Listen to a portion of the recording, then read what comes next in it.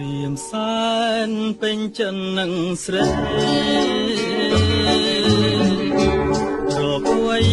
ប្រដូចឲ្យស្មើមិនបាន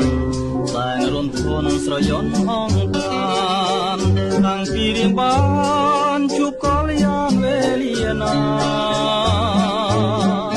រៀមសូមបីបំកាយស្រីជានៃលន់ទួបំពេស្នេហាតាមធម្មជាតិមកខំអរាចងជួបវាសនាកាយានៃយើងទាំង